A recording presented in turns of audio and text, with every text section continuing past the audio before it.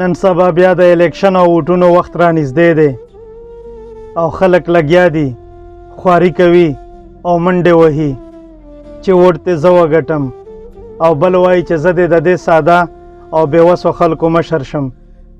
بیا دغه چالباز خلک راوتي دي او خلکو ته د دروغو شنه باغونه ښیي، د صحت او تعلیم دپاره د کار دروغجنې وعدې کوي او قسمونه خوري د بجلی، ګیس او اوبو دپاره بلا دروغ وایي چې په دې هر څه به مو ماړه کو او په هر څه به مو شته کو، د امن او خوشحالۍ دپاره به کار کوو.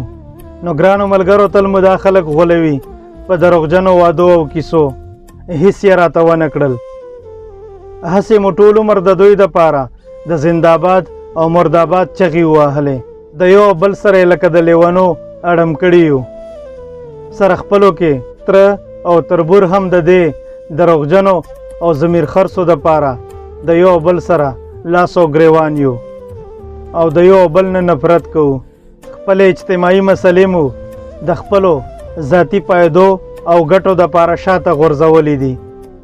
خپله لږه ګټه ګورو خو قومي او اجتماعي ډېر تاوان ته نه ګورو.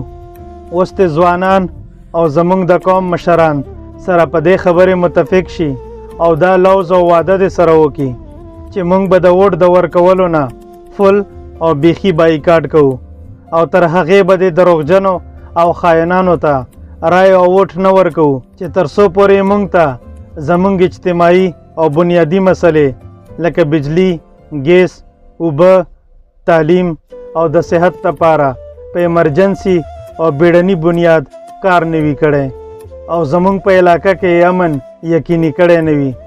زموږ د علاقې د خلکو د اوبو غټه مسله ده چې تر څو پورې درته شپږوه د سولر او شمسي ټیوبیلونه نه وي والي، ځکه چې بجلی خو هسې هم زموږ په قسمتونو کې نشته، تر هغې چې ووټ ورنه کوي او دا سودا به نغده کوئ او دوی ته به وایي چې اول به راته دغه یاد شوي کارونه سرته رسوئ او بیا به د ووټ خبرې کوو. ګنې چې د دې مسلو د حل کولو نه علاوه د ووټ دپاره زموږ حجرو او دیرو ته را نه شئ. ړومبی پرې نقد او کرا خپل کار او مطالبات پوره کوئ او بیا ورله ووټ ورکئ.